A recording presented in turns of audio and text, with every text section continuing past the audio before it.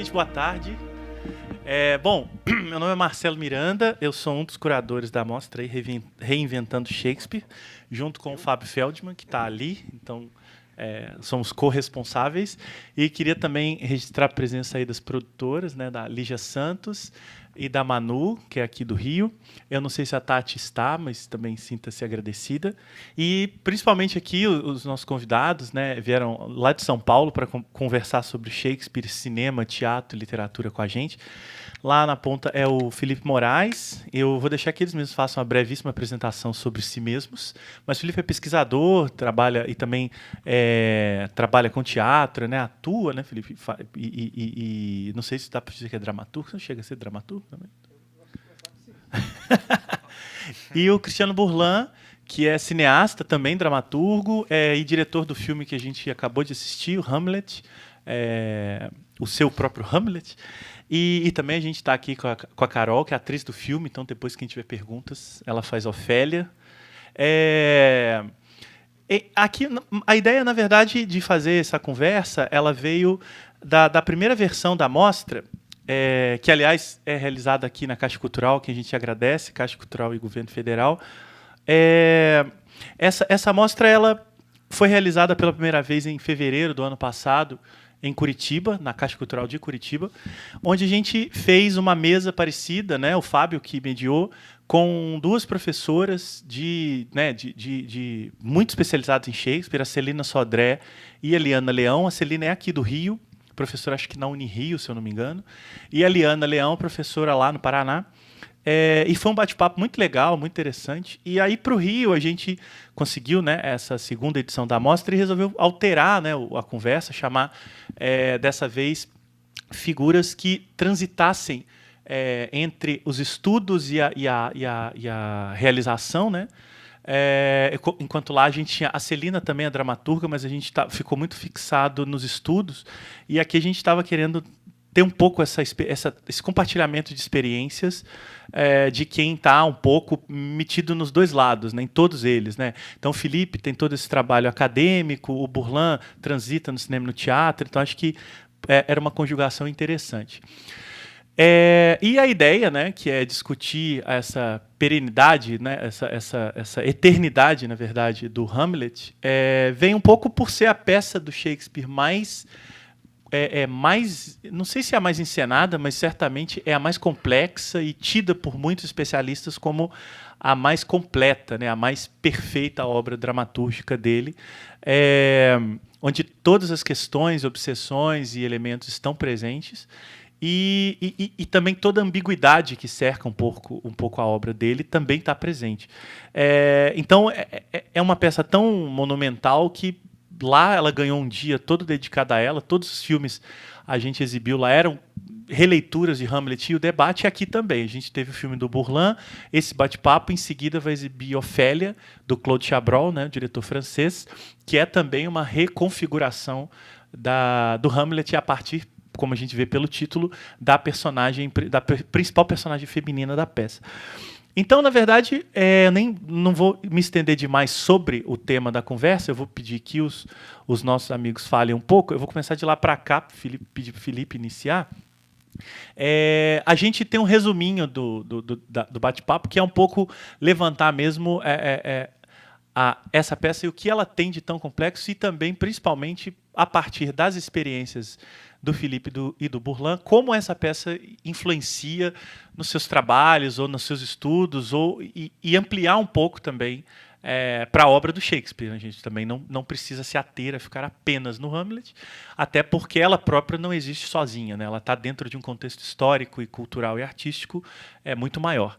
Então, peço, Felipe, por favor, a gente vai fazer mais ou menos aí 15, 20 minutinhos de conversa aqui, cada um, e depois, quem tiver questões, observações, dúvidas, a gente abre e vai conversando até o tempo limite.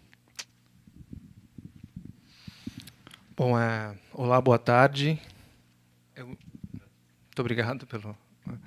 Eu gostaria de começar. Bom, a Hamlet tem vários... É uma peça intrincada com vários nós, então eu vou decidir quais puxar para não me emaranhar aqui.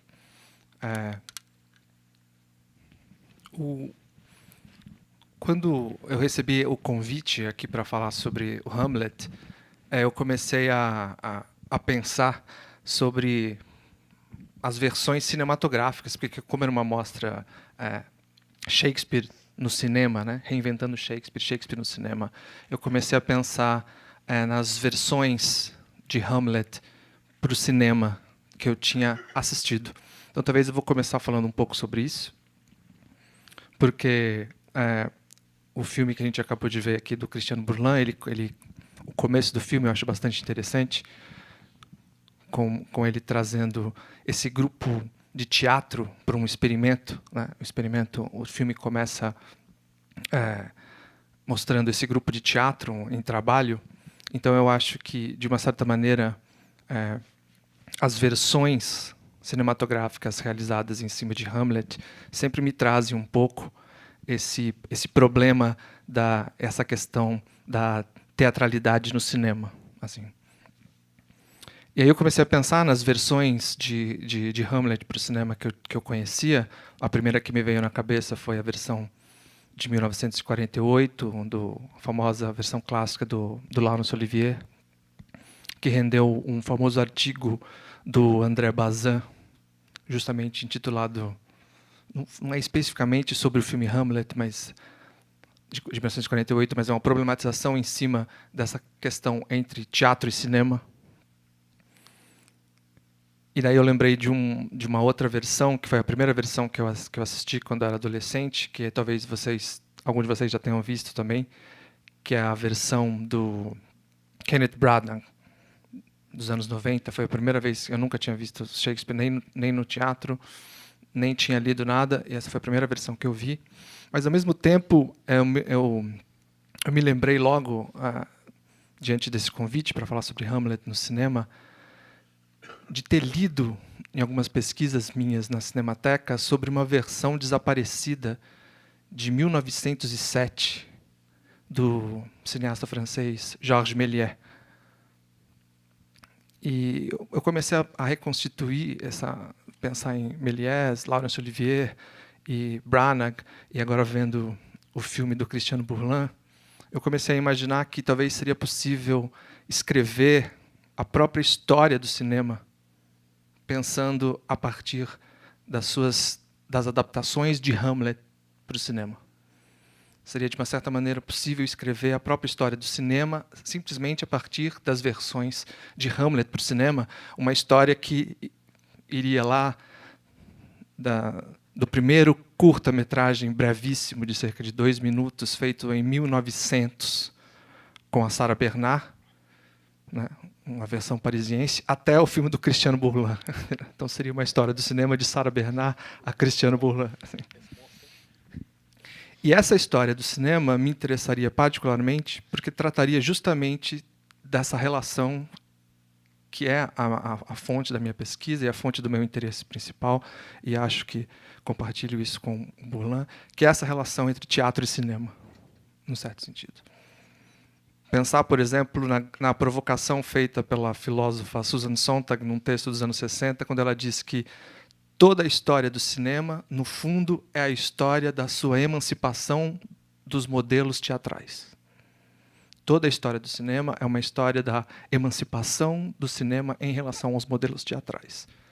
Como eu sou um dialético incorrigível, eu diria que a história do cinema pode ser escrita como uma dialética entre absorção e emancipação do teatro. Essa relação entre absorção e emancipação pode ser vista em todas, não diria em todas, mas eu diria talvez nas principais, nas mais interessantes adaptações de Hamlet para o cinema, essa relação intrinsecamente dialética de absorção e emancipação do cinema em relação ao teatro, e vice-versa, porque com o impacto do cinema no século XX, o teatro também começa a receber a influência das versões cinematográficas. Então, por exemplo, eu gostaria muito de propor um pequeno exercício para vocês, a gente poderia até ter feito isso aqui, mas que quando vocês voltem para casa, por exemplo, e procurem lá no YouTube, que essa versão inicial, essa primeira adaptação de Hamlet para o cinema está lá disponível. É só vocês procurarem Hamlet e Sarah Bernard. que vai aparecer. Às vezes o filme está intitulado como Hamlet, 1900, às vezes ele está intitulado como O Duelo de Hamlet, porque ele, na verdade, ele é um trechinho curto que pega justamente o duelo do príncipe Hamlet com o Laertes no final, na cena final, né? E nesse filme, nesse primeiro filme de 1900, a gente já pode ver grande parte das características que vão, digamos assim, ser notáveis nesse processo do cinema se construindo enquanto arte a partir do teatro. Porque esse filme de 1900 ele tem uma característica interessante, porque ele foi feito para a Exposição Universal de Paris de 1900. Então, ele foi mostrado na Exposição de 1900 como, em primeiro lugar, uma curiosidade tecnológica, que o cinematógrafo ainda era em 1900. Tanto que esse filme tem uma característica, esse filme de 1900, que vocês não viram, mas verão, eu tenho certeza, ele tem uma característica fascinante, porque ele era um filme... evidentemente, era um filme silencioso, mas ele era um filme sincronizado. Se gravaram as falas dos atores e as falas eram passadas num disco junto com as imagens. Então, ali, eu acho que nessa primeira versão, nessa primeira adaptação de Hamlet para o cinema, já marca o nascimento do cinema como arte, porque é preciso separar o cinematógrafo como uma curiosidade tecnológica, como um meio técnico-científico, da arte cinematográfica que vai se consagrar no século XX como a principal arte popular do século. E o cinema, na minha modesta opinião, se constrói como uma arte se apropriando dos meios e dos meios, digamos, dramáticos, narrativos, principalmente da experiência teatral. Então, nesse primeiro filme, nessa primeira adaptação de Hamlet, de 1900, a gente já pode ver claramente como isso acontece. Em primeiro lugar, por exemplo, o cinema, para se caracterizar como arte, importa do teatro o modelo da estrela. A Sarah Bernhardt já aparece nesse filme como uma estrela, que era um modelo teatral que o cinema absorve. O segundo ponto, por exemplo, é a dimensão do espectador. Isso. Depois você pode ver o filme.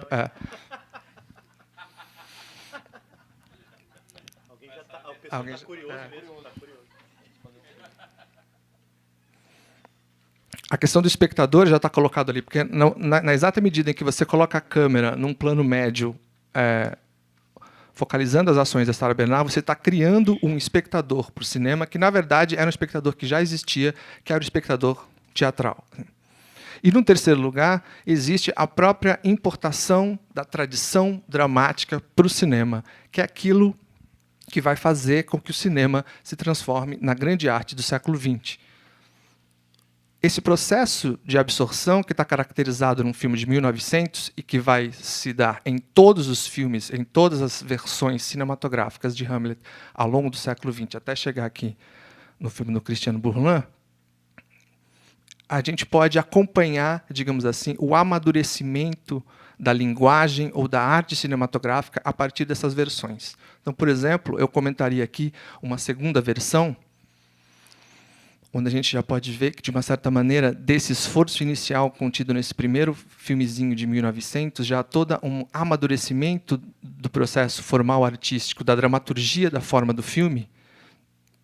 E aí talvez fique a sugestão para uma próxima mostra, que seria Hamlet no cinema, só com os filmes do Hamlet. Assim. É uma segunda versão que eu acho bastante curiosa, eu não sei se vocês assistiram, que é a versão de 1921, a versão alemã, feita com a Asta Nielsen.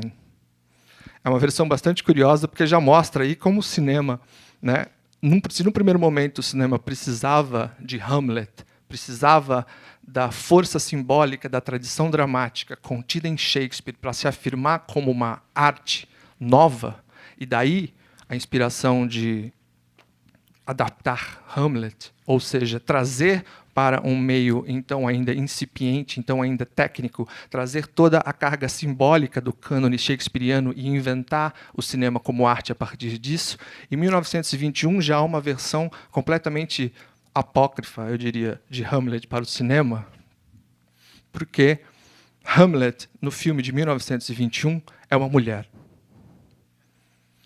E é uma mulher porque existe um problema na tradição bibliográfica shakespeariana, e mais particularmente hamletiana, que é explicar por que Hamlet, que logo no primeiro ato, sabe que o seu pai foi morto pelo seu tio, num grande ato de covardia, por que, se ele tem todos os meios, por que ele não age logo de uma vez e mata Cláudius? Por que ele hesita tanto? Por que é preciso 5 atos e quase 4.000 versos para Shakespeare realizar o seu ato? É evidente que, do ponto de vista do dramaturgo, é simples. Ora, se eu matasse ele no começo, não tinha filme, né? Você tem que fazer toda uma peça para chegar até lá. Mas é um problema que todos os intelectuais do final do século XVIII e do século XIX vão se debater sobre isso. Desde Goethe, que diz assim, é simples, ele é um intelectual, não é um homem de ação. E várias versões passam sobre isso, até que um funcionário da companhia ferroviária americana resolve escrever um livro dizendo: o mistério de Hamlet foi por mim elucidado. Por que Hamlet não age virilmente e não mata de uma vez o seu tio? Simples, porque ele era uma mulher. E não se espera, por um homem vitoriano do século XIX, não se espera que uma mulher tenha esse ato de bravura. Então, esse filme de 1921 se baseia nessa versão, digamos, apócrifa de Hamlet e transforma o filme num verdadeiro melodrama. É um filme extremamente interessante e já mostra, então, na minha humilde opinião, que em 1921 o cinema já se libertou um pouco do cânone simbólico shakespeariano, que ele ainda precisava, nos seus primeiros anos de vida, ele ainda precisava, digamos, subir nas costas do grande dramaturgo ocidental. Ele já pode, então, em 1920, quando ele já se tornou uma arte completamente popular, uma diversão para as massas, ele já pode fazer a sua própria versão de Hamlet completamente diferente. Então, essa é uma versão muito interessante, porque ela funciona basicamente assim. Hamlet é uma mulher que ama Horácio. Horácio, por sua vez, como não sabe que Hamlet é uma mulher, ama Ofélia. Ofélia, por sua vez, começa a se engraçar por Horácio, mas Hamlet fica com ciúme e decide, então, seduzir Ofélia para não permitir que Horácio fique com ela. Ou seja, a versão de 1920 transforma toda a tradição shakespeariana num grande melodrama, porque era disso que o cinema entendia até 1920. Foi o melodrama como experiência dramática que ajudou o cinema a se constituir como arte. Então, num certo sentido, esse filme de 1921 já nos mostra como que o cinema, desprendido da sua tradição, ou, digamos assim, já se inventando como uma arte autossuficiente, pode, inclusive, reinventar à sua própria maneira o seu próprio Hamlet. E, ao longo de toda a história do século XX, nós vamos ver como isso vai se repetindo em cada uma das versões cinematográficas propostas e adaptadas do texto original shakespeariano. O que mostra para mim, e é isso que me interessa, que, num certo sentido, o cinema se inventa como arte se apropriando da tradição dramática. Ao mesmo tempo, para a tradição dramática, o cinema significa, no século XXI, um novo espaço de performatividade, um novo tipo de performance. No sentido, por exemplo, que cada tradição dramática, que cada dramaturgia tem o seu espaço de encenação. Por exemplo, as tragédias gregas tinham o teatro ático, grego. As tragédias elisabetanas tinham o palco elisabetano. Os dramas psicológicos russos tinham o palco italiano. E, no século XX, o cinema vai significar, para a tradição dramática, um novo espaço de encenação. Então, eu considero que cada novo filme feito sobre Hamlet, no fundo, é uma nova encenação. O que me mostra, voltando a essa espécie de dialética radical entre cinema e teatro, que eu acho que é uma das coisas mais interessantes que a gente pode ver nas versões cinematográficas feitas em cima da obra de Shakespeare. Depois acho que a gente pode conversar um pouco mais especificamente, se vocês tiverem interesse, sobre a obra shakespeariana ou sobre a recepção de Shakespeare ao longo do tempo. Mas acho que, para começar, eu queria deixar essa ideia de como que o cinema se inventa como arte a partir do cânone shakespeariano também, e como que, para a tradição dramática, o cinema funciona como um novo espaço de performance, como um novo espaço de encenação. Agora eu vou deixar um pouco o Cristiano falar sobre o filme que a gente acabou de ver. Antes do Burlan, obrigado, Felipe, pelas considerações iniciais. Acho que abriram um belo caminho. Complementando, né, a ambição de complementar o que você está falando, a gente tem aqui na mostra A Herança, que é uma releitura absolutamente singular do Hamlet, né, que é de um diretor brasileiro também, Oswaldo Candeias, e que faz justamente essa passagem que o Felipe está, em alguma medida, fazendo uma genealogia, né, e é um filme de 1970 que filma Hamlet como uma espécie de bang-bang no interior de São Paulo, né, na zona rural paulistana. Ali, né? Em moda de viola. Né? Em moda de viola e com pistoleiros e fazendeiros e toda essa cultura tipicamente rural brasileira. Né? Então, essa possibilidade de transfigurar essa tragédia para esses ambientes. Né?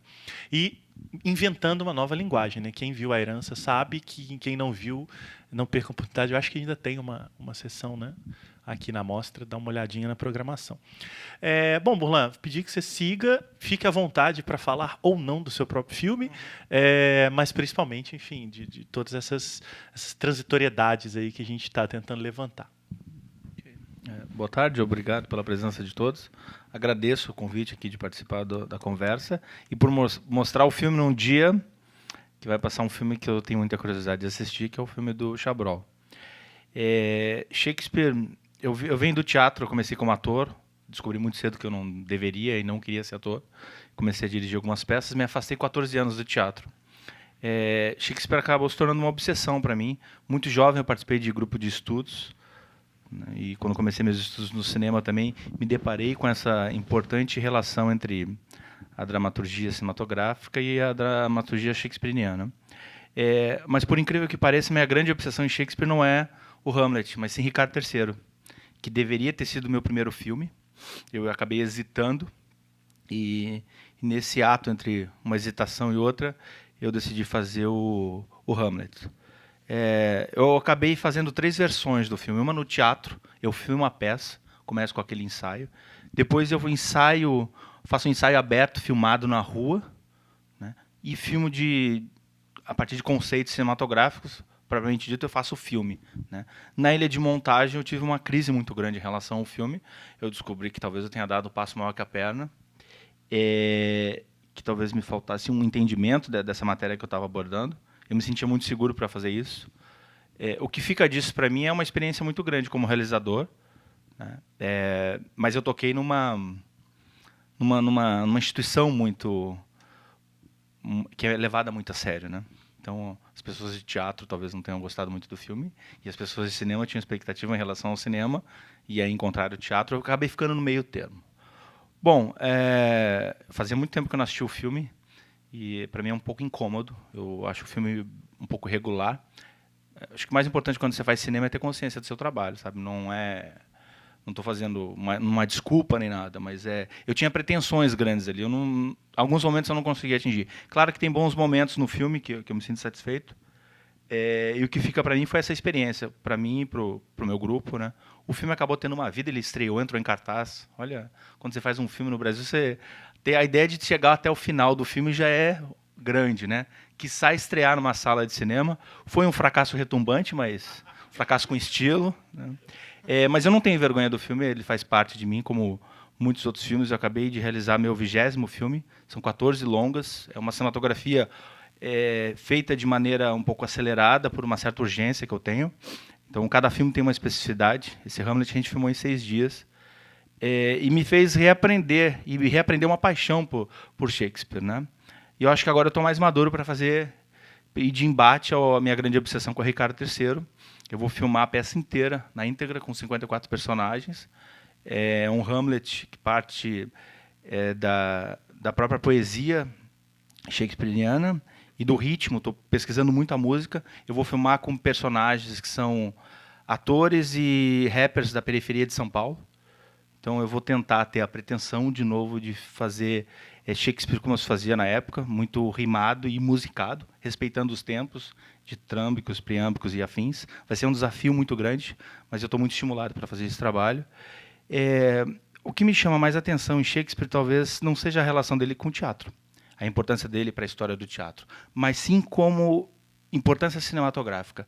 Talvez existem 2 dramaturgos que sejam os mais cinematográficos de todos. O primeiro é Shakespeare e o segundo é Chekhov.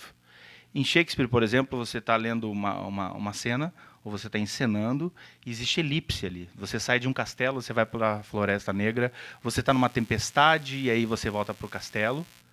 E essa mise-en-scène ela era absorvida de maneira muito popular na época dele, né? E a sensação que eu tenho é que essas entidades, esses clássicos, eles se tornaram um pouco distantes da nossa relação, né? Então, uma das minhas paixões em trabalhar Shakespeare está em trazer isso para o lugar do cotidiano, sabe? Eu acho que Shakespeare e não só Shakespeare, como outros dramaturgos, eles poderiam ser tratados como coisas comuns, não diminuindo a sua importância, né? Mas se trabalhar na escola, no sistema educacional, na formação do próprio ator. Mas quando você tem contato com essas obras, existe um excesso de respeito às obras. É isso, né? Quando você vai trabalhar numa obra dessa, se você tiver um respeito, ela acaba te travando, né? É claro que uma pessoa virginal e muito empolgada, a cobra vai dizer, ele destruiu Shakespeare, aquilo ele não é Shakespeare. É claro que eu não fui lá filmar o Hamlet, né?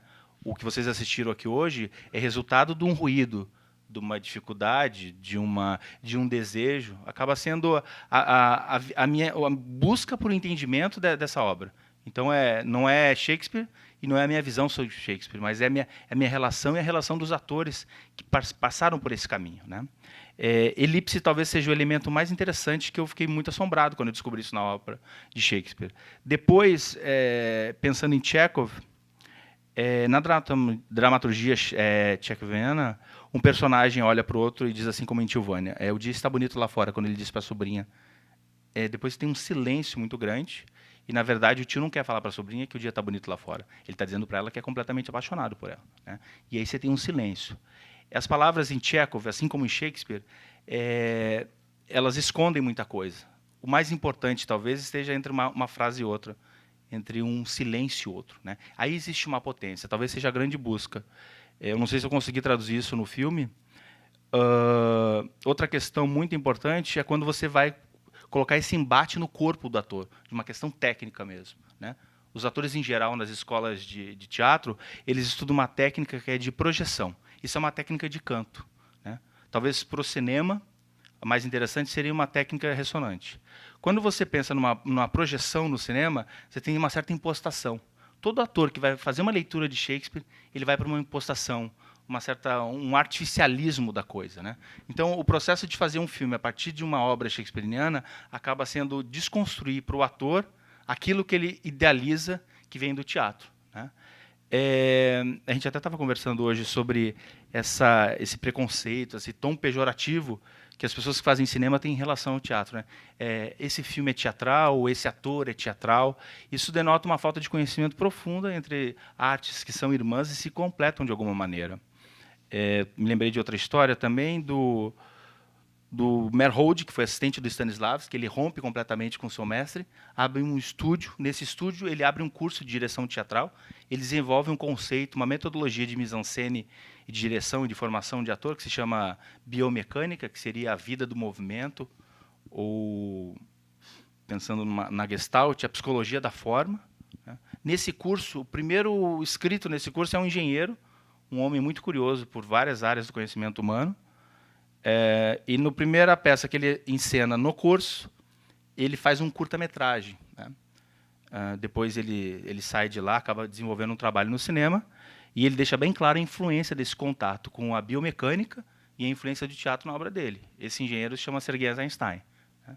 Então, se estudando o trabalho de Eisenstein no cinema, você percebe a influência e principalmente a relação e a proposta que ele tem na teoria das atrações, na verticalidade do som e na montagem, que era o mais importante para ele, né?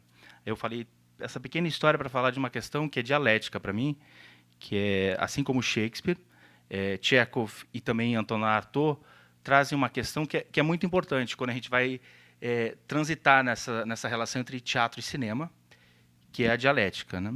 A sensação que eu tenho, eu esqueci do Brecht também, teria um quarto aí. A sensação que eu tenho é que esses personagens, quando você transpõe do palco para a tela, porque você tem um elemento ali que é a lente, que eu posso falar um pouco depois mais tecnicamente sobre isso, é que o personagem acaba se tornando, ele é o que emite o drama, é o que vive o drama e o que analisa o próprio drama, né? A sensação que eu tenho é que Hamlet ele acaba se tornando a máxima potência disso, né? Ele está sempre questionando o seu destino, que é trágico, que é muito interessante pensar por esse prisma, porque assim que eu terminei o Hamlet, o Jean-Claude olhou para mim e me perguntou: por que você anulou o personagem da mãe? Aí ele foi para um certo psicologismo, mas ele tinha razão, porque o filme que eu estou trabalhando há muito tempo é um documentário sobre o assassinato da minha mãe, né? Então tem toda uma história trágica da minha família.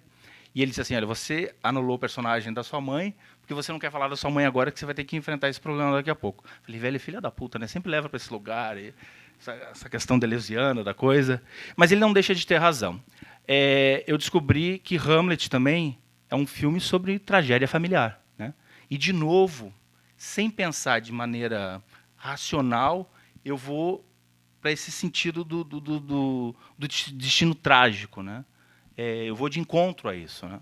Então, depois de assistir o filme pela primeira vez com o público, eu percebi que, na verdade, eu estou sempre contando a mesma história e falando a mesma coisa. Então, eu me utilizei de Shakespeare, não é terapia, não é sublimação, não é resiliência, né?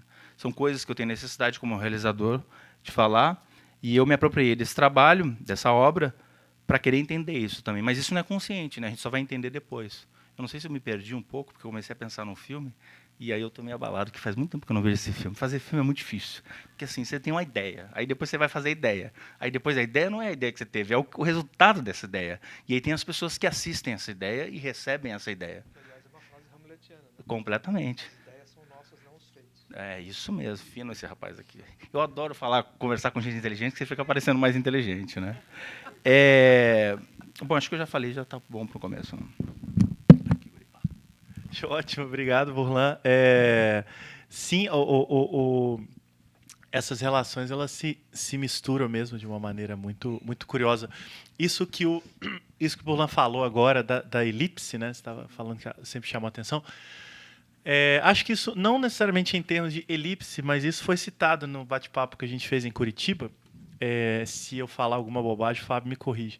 Mas uma das coisas que a Liana mais comenta, ela fez uma análise mais técnica da peça enquanto texto mesmo, né?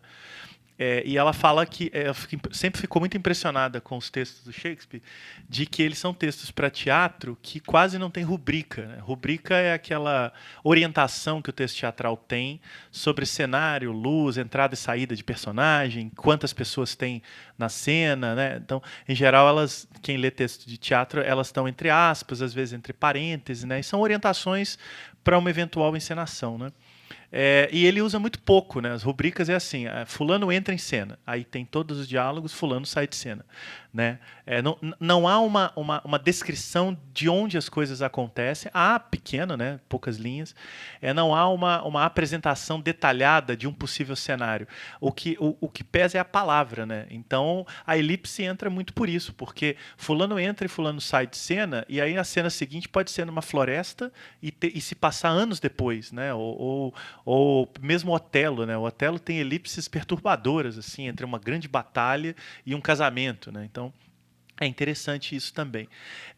Eu queria pedir que o Felipe continuasse um pouco, rapidamente, antes da gente começar a conversar com o público. Felipe, que você, mais ou menos dentro desse caminho que você estava percorrendo, o que você acha ou pensa desse fascínio que o Hamlet exerce para ser esse resumo da história do cinema que eu achei muito interessante você pontuar, que é possível, né, ver as adaptações de Hamlet como um arco dramático, um arco narrativo da história do cinema. Aí é uma pergunta bastante básica, né? Por que o Hamlet? Né? O que você acredita que gere esse fascínio e encantamento tão grande para ele ser essa figura que reaparece ao longo de toda a história do cinema? Toda vez que eu falo do arco do Hamlet, a água cai. Então eu vou deixar aqui. Acho que é o Yorick aí na sua camiseta que está rogando uma praga para gente. Eu acho que, pelo mesmo motivo, acho que não há uma... Eu não gosto muito de pensar a questão da... Eu acho problemático, por exemplo, para mim, a questão do específico. Isso é o específico cinematográfico, isso é o específico teatral, assim. Eu acho sempre um pouco complicado pensar isso. É evidente que as questões se materializam historicamente, assim. E eu acho que o Hamlet é uma peça fascinante, até mesmo eu diria, como você disse que é uma das peças mais expressivas do Shakespeare, até mesmo pela sua própria imperfeição.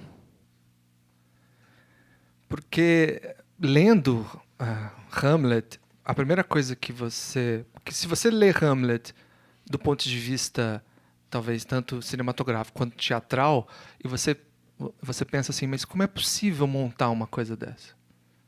É uma peça que, mesmo em relação a outras peças do Shakespeare, ela extrapola, ela tem quase 4.000 versos, e ela duraria, se fosse montada de cabo a rabo, sei lá, 5 horas e meia. Que é o filme do Browning. O filme do Browning, ele ainda, se vocês vão assistir o filme, claro, ele corre em alguns momentos, você vê que ele está falando, gente, ele está correndo, né? E ele corta algumas passagens, poucas, modifica, enfim, ainda é uma tentativa assim mais condensada, assim, demoraria no mínimo 5 horas para fazer a peça inteira. E ela de fato, existem eu diria que agora você falou um pouco sobre que lá em Curitiba teve esse debate sobre a peça. Talvez para a gente entender melhor como ela funcionaria cinematograficamente, talvez seja possível falar um pouco sobre a peça, que é de fato uma peça notável. O T.S. Eliot falava que ela era a peça era um fracasso. A peça é um fracasso, porque tem muito personagem. Até você falando agora, vou fazer o Ricardo III com quantos? 54 personagens, você vai pagar cachê para todo mundo, a diária, não vai ser fácil. Vou dobrar o último cachê. E por quê? Essa questão da imperfeição é fascinante. Tem muito personagem, tem muito subtrama, tem uma infinidade de assuntos que possibilitam essa ideia de que toda vez que você faz uma nova versão de Hamlet, você tem que analisar de fato o que há de Shakespeare ali e o que há de nós, no sentido até mesmo histórico. Assim. A gente pode analisar o filme do Bourlandt a partir de vários problemas assim que são sócio-históricos. O problema, por exemplo, da relação documentário e teatralidade, ficcionalidade e documentário, questões que estavam assim, que são próprias do nosso tempo, assim. E a questão, eu acho que o que fascina ainda hoje a peça para o cinema e para o teatro enfim, existem autores que vão falar sobre a excepcionalidade de Shakespeare, tipo Harold Bloom. O Shakespeare inventou o homem moderno. Assim. Eu particularmente não gosto muito essas análises, assim, e ainda mais com certos voos psicanalíticos que são perfeitamente possíveis, assim, no caso dessa peça, porque, por exemplo, o filho do Shakespeare se chamava Hamlet e faleceu um pouco tempo antes dele escrever a peça. Então, a peça pode ser considerada como uma obra em uma ode ao seu filho. Então, tem toda essa relação entre filhos e pai e tal.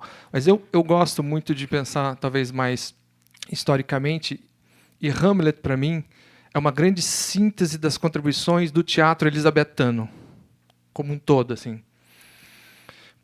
E acho que isso que ainda fascina para o cinema é o fato dela ser uma síntese de possibilidades que o teatro elisabetano legou para a posteridade. Especificidades que, se o nosso tempo admira, saibamos que não foi sempre assim.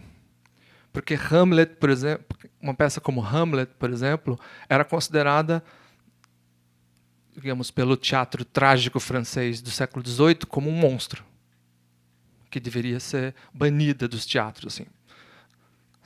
Fazendo que é o papel de coisa. Personagens como Voltaire e Diderot odiavam a peça, achavam que era um desastre, uma imperfeição total. E se nós admiramos a peça do Hamlet, diz respeito à maneira como nós vemos algumas contribuições do teatro elizabetano, por exemplo, a tragédia de vingança, que é o fundamento, digamos, de uma peça do Hamlet, é a tragédia de vingança, que era um gênero muito famoso no teatro elizabetano do século XVII. Assim. Tanto é que a gente pode, se você ler uma peça como a Tragédia Espanhola, do Thomas Kyd, você vê o Hamlet lá. Tem o fantasma, o fantasma do pai que volta para pedir vingança, tem a ideia do filho que hesita, inclusive. Né? Então, essa contribuição do teatro inglês do século XVII, que, de uma certa maneira, talvez ainda interesse para a gente, porque ela é, fundamentalmente, uma releitura do passado medieval, porque Hamlet é uma lenda medieval coletada lá no século XII, né, por um dinamarquês chamado Saxo, que pegou essa lenda sobre um irmão que comete um golpe de Estado, mata o rei para se apoderar do trono, e o filho, ao saber que ele era herdeiro do trono, começa a se fingir de louco para também não ser morto. Então, era uma lenda medieval que o teatro elizabetano do final do século XVI, do século XVII, relê e reinventa, e ao fazê-lo, reinventa um gênero que então era absolutamente tradicional, algo que a gente pode pensar. A tragédia de vingança era algo como o western. Talvez o western não seja um bom exemplo, porque o western está fora de moda agora, né? Mas basicamente seria isso, assim. E agora, ao fazê-lo, o Hamlet, o Shakespeare, olha, eu confundi no Shakespeare, ao digamos assim, se apropriar desse gênero tradicional, que era a tragédia de vingança, o Shakespeare cria um personagem absolutamente notável que transcende a própria tragédia, que é o Hamlet, e o personagem moderno, que traz as dúvidas modernas. Eu vou citar talvez 2 caminhos para entender essa questão. Um é o drama da própria consciência, no sentido da formação da consciência moderna, no sentido mesmo da dúvida cartesiana, que, aliás, é contemporânea dessa formulação do Hamlet. Né? Ou seja, Hamlet é um personagem que duvida da sua própria força. Ele é um personagem, digamos, que duvida do seu próprio, que duvida que o seu ato tenha uma justificação metafísica, ou seja, que aquilo que eu fizer vai cumprir um certo destino na Terra. Ele duvida que aquilo que ele fizer, que aquilo que ele faça, que qualquer coisa que ele faça tenha algum sentido no mundo. E ao fazê-lo, ele, de certa maneira, aí sim, voltando para o mundo, inventa uma tradição que ainda é nossa. Nós não temos mais essa confiança, quer dizer, o momento onde o Hamlet surge é um momento onde surge também o problema da descrença, o problema do ceticismo, o problema da reforma protestante, o problema de que o mundo talvez não seja gerido pelas leis universais de Deus. Então Hamlet duvida de que isso possa, ele duvida de que o seu ato tenha uma ressonância direta, e ele duvida não só psicologicamente, mas duvida, essa é uma outra dimensão de Hamlet importante, ele duvida politicamente. Quando ele encontra o Fortinbras indo, né, ali no 4º ato, eu acho, o exército do Fortinbras indo para guerrear contra a Polônia, ele vê aquilo e fala: mas vocês vão lutar por um pedaço de terra onde se o exército cair, vocês não têm onde ficar, por que vocês vão fazer isso? Não existe nenhuma justificativa metafísica para a guerra ou para a política. Ou seja, num certo sentido, é um sentido maquiavélico da peça, perdeu-se um sentido de transcendência e a política virou um ato imanente que é uma tradução da própria loucura. Você pode entender a loucura do Hamlet nesse sentido, assim, é uma loucura política, porque se trata de uma situação de usurpação. Essa é uma leitura interessante da peça do Hamlet, que é essa dimensão. A gente está muito ligado, eu digo, a nossa época histórica, e voltando para o cinema, as muitas adaptações de Hamlet para o cinema, elas foram muito filtradas pela questão psicanalítica, né? Inclusive a fala que você acabou de falar do Bernardet com você, né? Essa ideia, que é uma ideia que o próprio Freud escreveu. O próprio Freud também, voltando à questão do mistério de Hamlet, por que Hamlet não mata logo o tio? Por que fica enrolando a peça inteira? Freud disse, porque ele é o complexo de Édipo. Hamlet amava sua mãe, e ao amar a sua mãe, ele se identifica com aquele homem que matou o seu pai, então ele não quer agir violentamente contra. Essa tradição psicanalítica é muito forte na interpretação do Hamlet no cinema, no século XX. Mas existe essa outra possível, que seria um Hamlet mais político, que talvez esteja presente, talvez, aí a gente precisaria analisar, no filme feito pelo Kozintsev. Ali existe uma dimensão. É um Hamlet em meio a multidões, né? Existe uma outra transfiguração, o que mais uma vez mostra essa nova versão do Hamlet, como cada versão do Hamlet trazendo seus próprios problemas históricos. Por exemplo, eu vendo o filme aqui, eu pensei no filme do Bourlan, por exemplo, que foi feito em 2013, lançado em 2014, por aí. Se ele fosse feito agora, não estou dizendo que... Se ele fosse feito agora, o problema da usurpação do trono, que é um problema político dos nossos últimos meses, poderia estar mais presente, né, numa versão.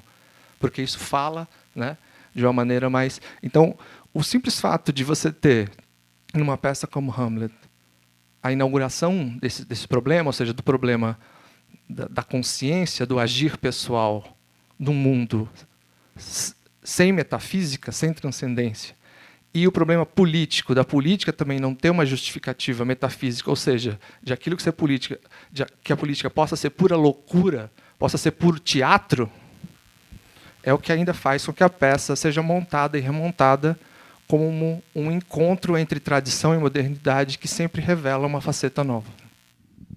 Até pegando esse gancho, exatamente o Bourlan pediu que você complete e também falar da coisa do teatro, é que eu vou pedir que você comente o que você ia comentar e complemente com uma questão que é dentro da peça, né, e os filmes todos passam por isso também, existe uma encenação, né, tanto ele louco quanto o teatro que ele monta para desmascarar o tio, né? Ele encontra na teatralidade o caminho para desmascarar aquela farsa, né? Enfim, eu queria saber como isso também te afeta na sua leitura da peça, não só pelo filme, mas na sua relação com ela, e que você comentasse, eventualmente, como é que você enxerga essa presença do teatro no teatro, que me parece também um elemento muito moderno da peça.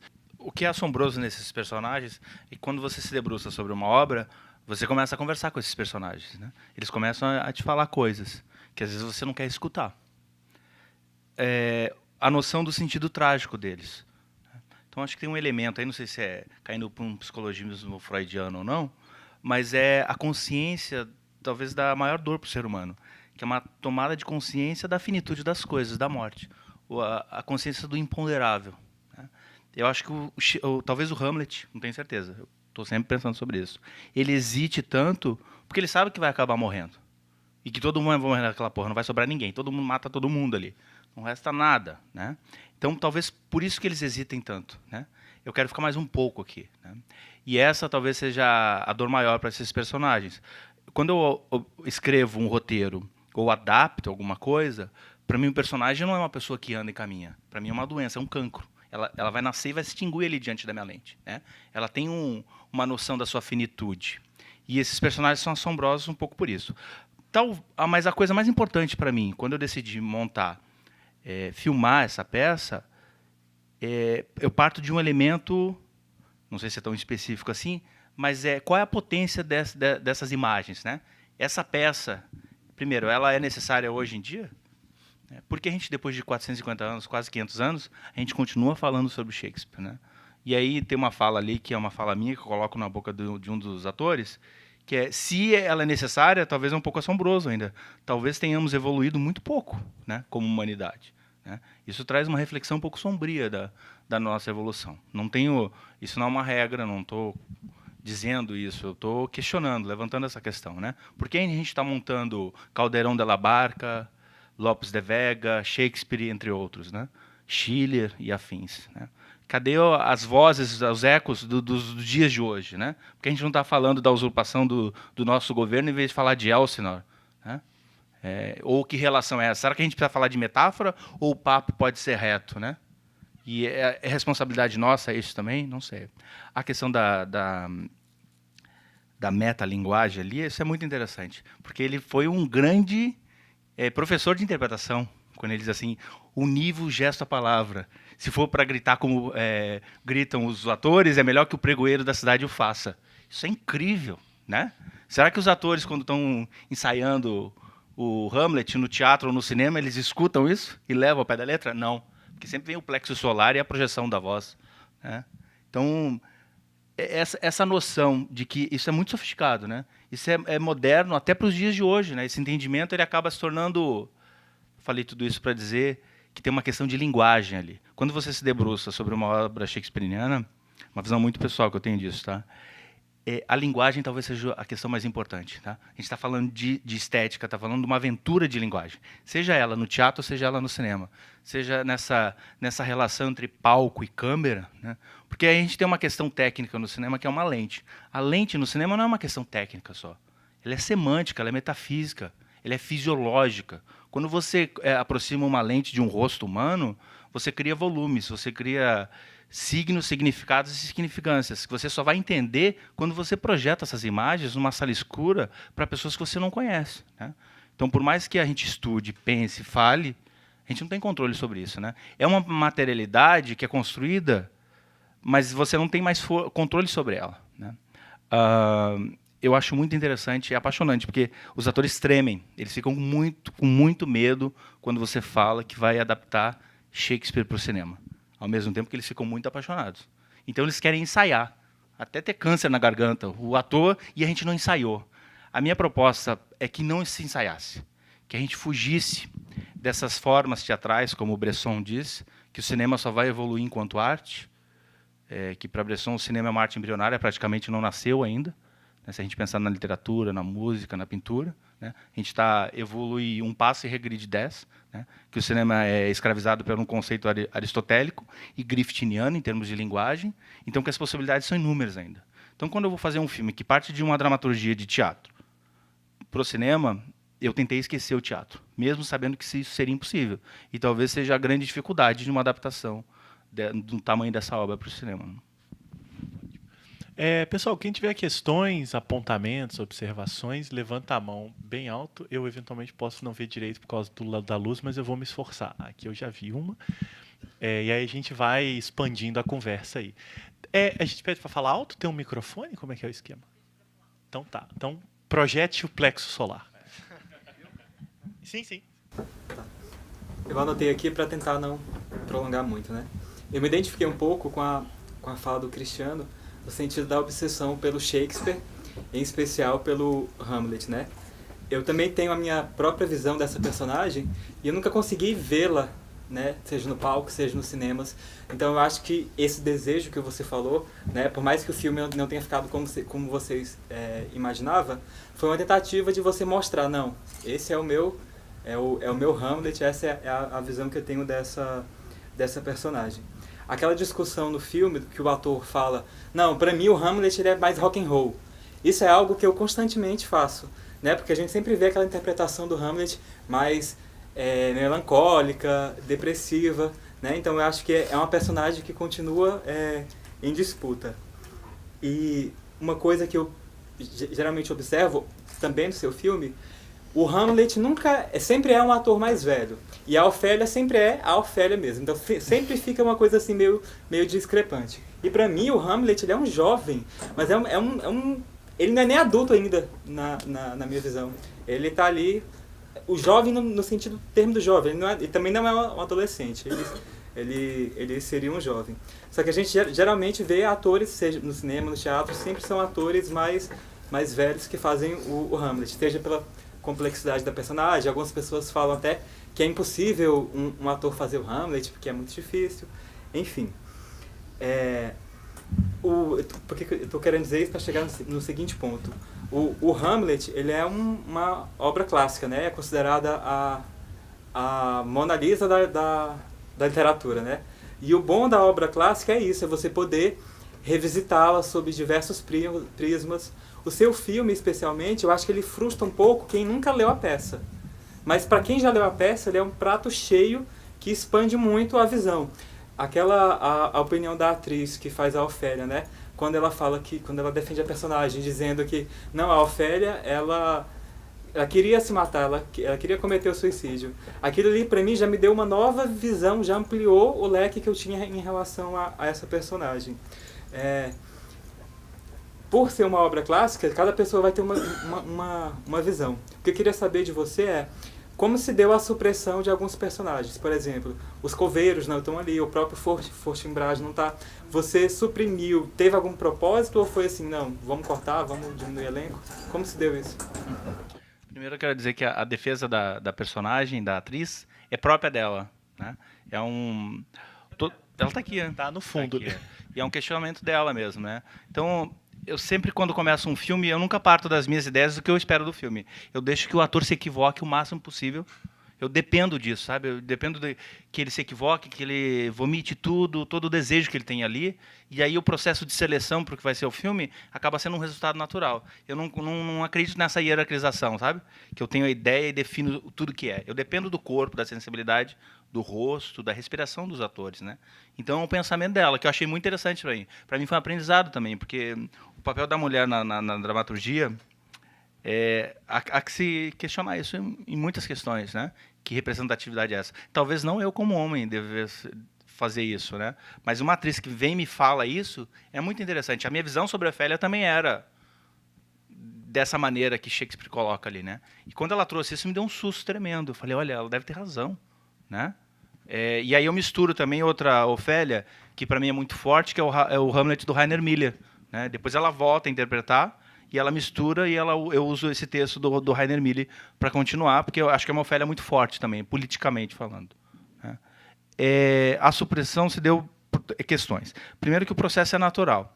No Ricardo III, como eu comecei a pesquisa antes, eu estou trabalhando em cima de umas teorias do Carmelo Bene, que é um ator, diretor muito interessante, de teatro e cinema.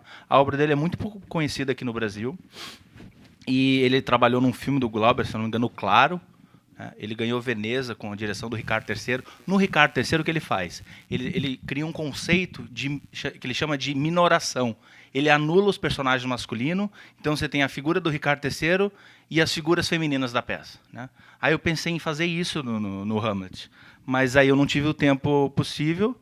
Eu acabei selecionando os personagens que eu achava que tinham possibilidades dramáticas e visuais, principalmente. Eu penso em termos de relação de som e de imagem, né? E, ao mesmo tempo, o que é mais interessante para mim quando eu assisto o filme, tirando as partes que eu sofro, é o que aconteceu com esses personagens que não aparecem aí. Aí é uma loucura pessoal do realizador, né? Talvez o mais interessante é o que não está ali na tela, né? É o que eu não consigo fotografar, filmar. O extracampo, para mim, tem uma potência muito grande. É minha grande obsessão no cinema nos dias de hoje é o que eu não consigo mostrar, o que está fora do quadro. Isso, para mim, é o mais interessante, né? Então, esses personagens que você falou, que são... Engraçado que em Shakespeare não tem personagem que entra para desimportante, né? Todo personagem ali, se eu não me engano, em Rei Lear, tem um personagem que entra para dizer uma coisa só. Ele diz assim, há um mundo lá fora. É como se uma cisão na peça se abrisse, não sei se é, se eu estiver errado, me corrija, você é especialista, não? Então tá. Mas é como se ele despertasse para que existe um universo lá fora, né? O filme não se encerra em si, a peça também não, né? Então, é o acaso também, não tem... O cinema é estranho, porque nem tudo é tão certinho organizado na nossa cabeça, né? Quando o Kurosawa lançou Os Sete Samurais, na primeira pergunta dele lá em Cannes foi assim: por que você fez aquele plano com Toshiro Mifune e afins? Ele falou: olha, coloquei a câmera lá. Do lado tinha a fábrica da Sony e do lado da esquerda a fábrica da Panasonic. Ou seja, ele só podia fazer o plano daquela maneira. Nem tudo é escolhido, né? É o que você consegue fazer, é o que você pode fazer. Mais alguma questão? Sim, por favor. Bom, eu me senti provocada. Tenho 4 livros em psicanálise e cinema. E mestrado, doutorado, sou da Associação de Crítica do Rio de Janeiro. E acho assim, como foi feita essa referência constantemente a Freud, a psicanálise como uma psicologia que reduz a obra, eu quero dizer que não é essa a visão pós-freudiana, nem mesmo freudiana. Porque o que Freud diz, e é retomado por Lacan, e é por onde eu trabalho, não é a psicanálise aplicada. É a psicanálise em extensão. E muda metodologicamente, totalmente, a visão da relação entre cinema, teatro, entende? As artes em geral, com a psicanálise. Porque o que Freud fez, e ele nunca desmentiu a sabedoria trágica do Shakespeare nem de nenhum autor, é que o que a psicanálise teoriza é por um caminho da teoria, é o que está no teatro e na arte pelo caminho da poesia.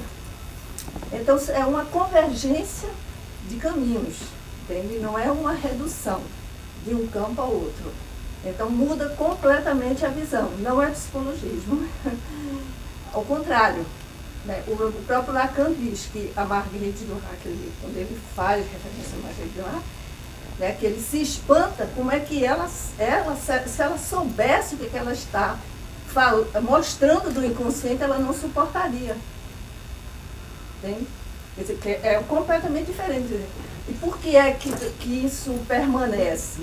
Pela própria noção que a gente tem da fantasia. Todos temos uma tragédia que está na nossa história da fantasia e que a gente realiza na vida. Né? E os teatrólogos, eles mostram isso na tragédia. E é isso que faz também permanecer a história. Eu escrevi recentemente sobre Lady Macbeth, está no meu blog. Né? O que eu escrevi sobre o filme que está enchendo sala. Não sei se vocês já viram. Esse filme recente em cartaz, né? Filme recente, do britânico, que é o primeiro filme dele. Né? Então eu já escrevi sobre o filme porque sempre faço isso, assim, como trabalho mesmo aqui pela Associação de Crítica. E é isso, quer dizer, a questão da Lady Macbeth, quer dizer, que a maldade, não é? Que é própria do ser. E isso interessa. E eu acho que em Shakespeare a gente tem constantemente essa dualidade da maldade, não no ponto de vista maniqueísta, mas do ponto de vista de algo que muitas vezes é insolúvel. Né? E que é isso que determina a tragédia. Eu revi agora o filme Macbeth, porque eu até andei relendo Macbeth para poder escrever sobre a Lady Macbeth, e fiquei muito marcada pela frase que sempre o Polanski diz. Quando ele quer parar as tropas, o que ele diz? Todos vocês nasceram de uma mulher. O Polanski repete 4 vezes essa frase. E ele consegue parar as tropas com essa frase. E, no entanto, Macbeth, né, e a Lady Macbeth é a maldade. Foi a personagem mais vilã construída por Shakespeare, não é isso? Não sei se vocês do teatro vão dizer que eu estou falando errado. Mas é a personagem feminina mais maligna. E é interessante isso, como é que é dela que vem toda a articulação e as artimanhas para ele matar o rei. E depois ele ressalta, pelo lado da ambivalência, o lado bom que é ser gerado por uma mulher. Posso só te completar uma coisa? Não me desculpando ou não, mas eu acho que talvez eu possa traduzir de outra maneira. Não sendo reducionista e nem falando de psicologismo, mas para mim, disso que você está falando se traduz, porque eu penso na materialidade, que eu preciso dar forma à coisa. Mesmo que eu use uma lente subjetiva, existe uma existe a subjetividade. A subjetividade, para mim, quando eu me relaciono com o cinema, em relação a Shakespeare e a qualquer outra dramaturgia, está numa relação de pulsão de sexo e pulsão de morte. Isso a gente pode entender com... O conceito freudiano depois, sim, depois isso. tragédia, Por isso que eu estou te falando. conceito de pulsão. Ele mudou 3 vezes, Isso. fez 3 teorias da pulsão. Então, o que a gente faz com a teoria? Né? A gente teoriza aquilo que, pelo caminho da poesia, pelo caminho da arte, o artista também chega lá. E não é qualquer artista também. Né? É um que chega pelo caminho da autonomia. E as aplicações e as adaptações e interpretações, muitas vezes, não conseguem fazer o que o Shakespeare fez. Porque não tem mais o lado criativo. Aí eu acho que não é questão de reducionismo de psicologia, é uma questão até de limite na potencialidade criativa de quem adapta e de quem faz, não é isso? Porque a gente sabe que inventar não é fácil, é com muito sofrimento. Né? Também para escrever é a mesma coisa. Né? Qual o seu nome? Dinara Machado Guimarães. Dinara. Obrigado, Dinara. Vocês querem comentar um pouco as questões? Não, eu não lembro. O comentário que eu fiz sobre o Freud, e posso refazer, é que o Freud, eu também me interesso bastante por psicanálise. Na interpretação dos sonhos, ele, quando vai falar sobre o complexo de Édipo, usa como exemplo o Hamlet. E fala sobre o Hamlet. E sim. Sim, claro, é isso, porque a interpretação sobre o mito nada mais é do que uma nova versão do mito, num certo sentido antropológico.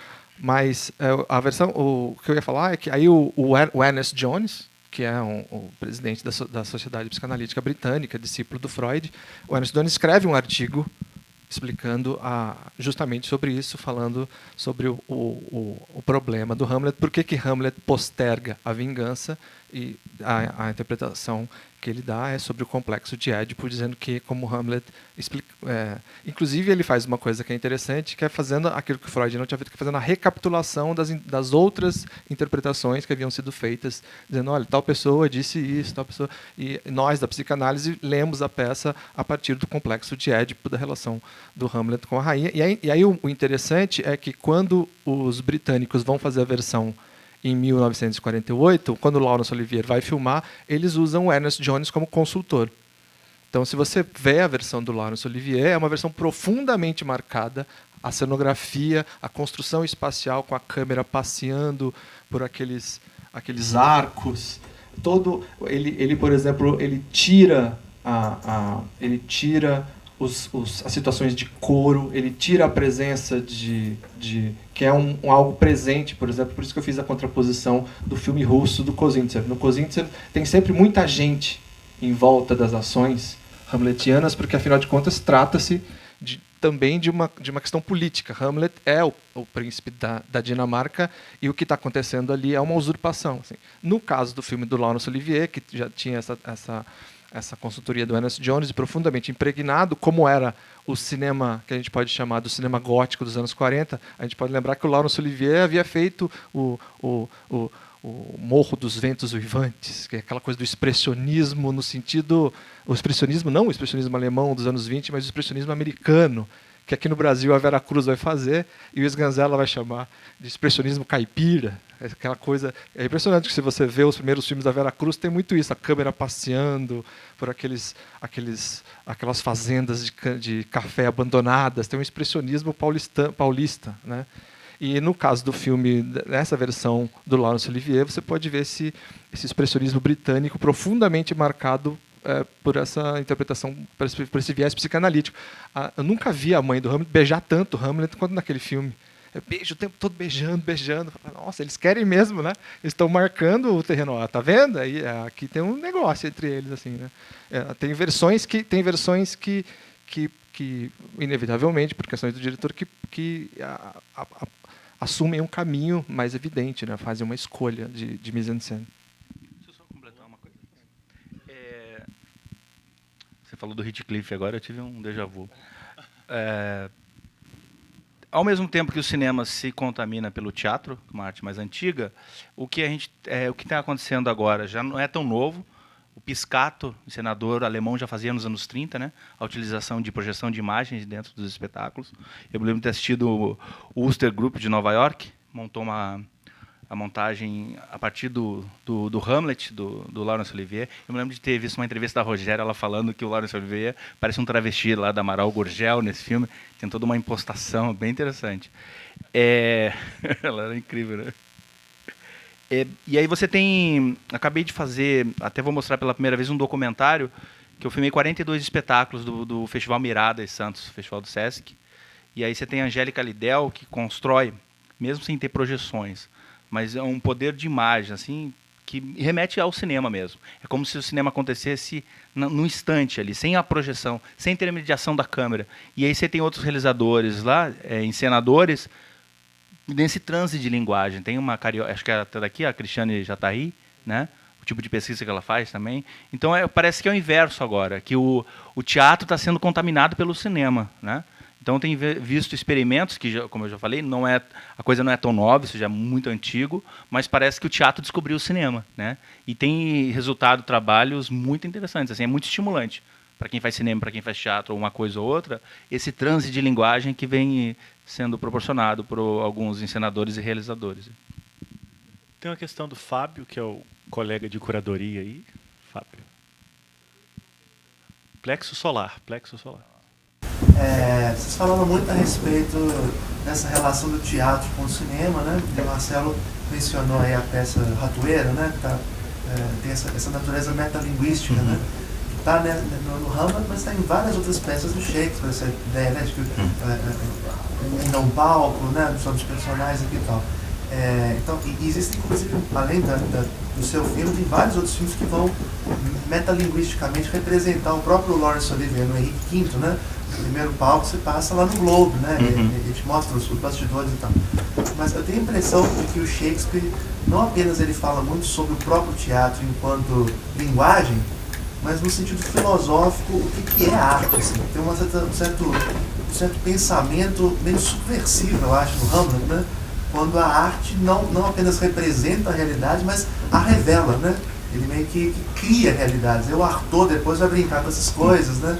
Fazendo essa inversão platônica, antiplatônica, né? De que não é que a arte representa o real representa a arte, né? Eu queria que vocês, se possível, falassem um pouquinho sobre isso. Qual é a opinião de vocês a respeito assim, do que é a arte dentro da obra do Shakespeare? Pergunta difícil, hein? Uma boa. Lá vamos nós, né? Tem um dado interessante da Ratoeira que, assim, o nome da peça é A Morte de Gonzaga, né? E aí, quando o rei pergunta, ele fala, é a Ratoeira. Ou seja, ele muda o título e fala, eu peguei você, né? Já há uma artimanha aí. Bom, eu gosto muito da questão de pensar, talvez, historicamente, assim. E, historicamente, falar sobre o teatro era uma característica também do teatro elisabetano. Eu acho que isso mostra um amadurecimento de uma certa experiência de fazer teatro. Porque eu fiquei fascinado, assim, por exemplo, antes do reinado da Rainha Elizabeth, não existiam teatros públicos.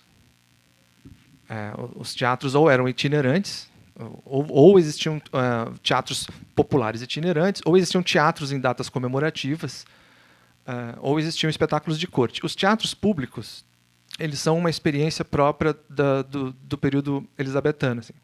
E o Hamlet, na minha hipótese, como é um amadurecimento desse período elisabetano, ele já tem uma autoconsciência a respeito da sua própria tradição, assim. E isso inevitavelmente leva a uma reflexão sobre o seu próprio fazer, assim. Em primeiro lugar, porque o Shakespeare era um homem de teatro, então existem várias peças dele, quase como se fossem piadas internas, que só os especialistas conseguem hoje desvendar, assim, olha, isso ele está falando a respeito de um ator, isso não sei o quê. Tem essas brincadeiras. Num primeiro nível, as referências ao teatro no Shakespeare têm esse caráter. Num segundo nível, tem esse caráter que é próprio dessa transição do século XVI para o século XVII, que eu acho que tem a ver um pouco com essa sensação de que as justificativas metafísicas do mundo medieval estão desaparecendo. Então, nesse sentido, o que existe é o mundo das coisas. E o mundo das coisas é um mundo onde é preciso agir sem saber se aquilo tem uma justificação transcendental. Lembro, por exemplo, a figura mais filosófica para mim do Hamlet não é o Hamlet, mas é o coveiro. O coveiro, ele explica por que Ofélia se matou. Ele diz assim, em inglês, ele diz assim, o agir é uma árvore com 3 ramos, que é to act, to do and to perform. Toda ação é to act, ou seja, toda ação é ação, num primeiro nível. Num segundo nível é fazer, é to do, ou seja, quando eu faço algo, eu tenho consciência de que estou fazendo algo. Então, eu não simplesmente ajo, mas faço. E num terceiro nível é to perform, ou seja, eu tenho consciência de que aquela ação é uma performance. E ser uma performance, ela tem um impacto no mundo que não é necessariamente um impacto metafísico, assim. Então, essa ideia do mundo como teatralidade é um mundo onde as explicações transcendentais, inclusive da tragédia grega, estão desaparecendo, ou desapareceram. É um mundo onde muitos estudiosos vão falar sobre a presença do ceticismo.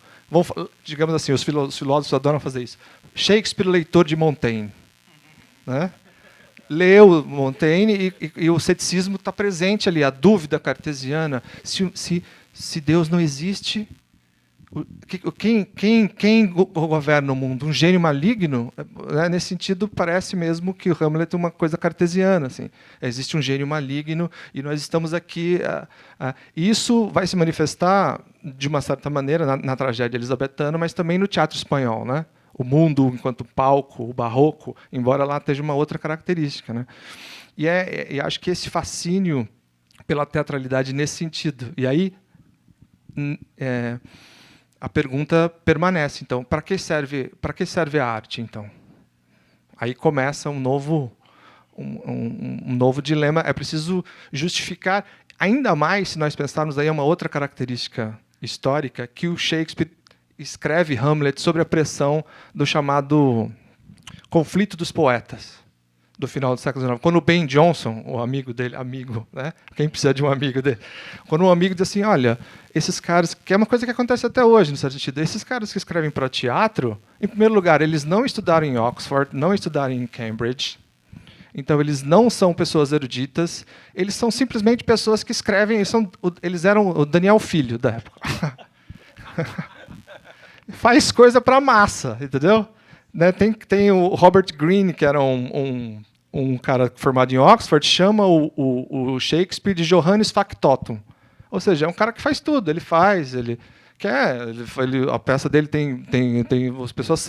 O Voltaire chamava o Shakespeare de açougueiro, né? Porque quantas pessoas morrem no Hamlet? Morre todo mundo e tal. Então, nesse sentido, escrevendo eu acho. Aí eu estou pensando no Hamlet. Escrevendo direto, e o Ben Jonson vai falar, o Hamlet ele é um cara que não sabia grego e latim. Na época, o cara não podia falar, se não soubesse ler grego e latim, era um cara... Esse cara é um cara de teatro, ele escreve essas coisas aí e tal. E aí ele, que tinha aspirações de ser mais do que um dramaturgo, afinal de contas, era um cara que tinha escreveu os sonetos, a gente não pode esquecer. Hamlet, ou Shakespeare, eu estou confundindo. Né? Shakespeare era sonetista. Né? Escreveu os poemas sobre Otones, né?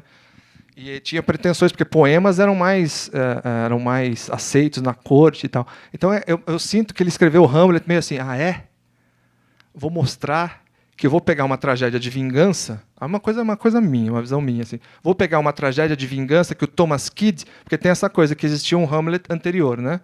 Antes do Shakespeare, teria havido um primeiro Hamlet, que alguns atribuem ao Thomas Kyd. Aí ele falou, vou pegar essa peça que já foi escrita e vou escrever uma nova versão e vou...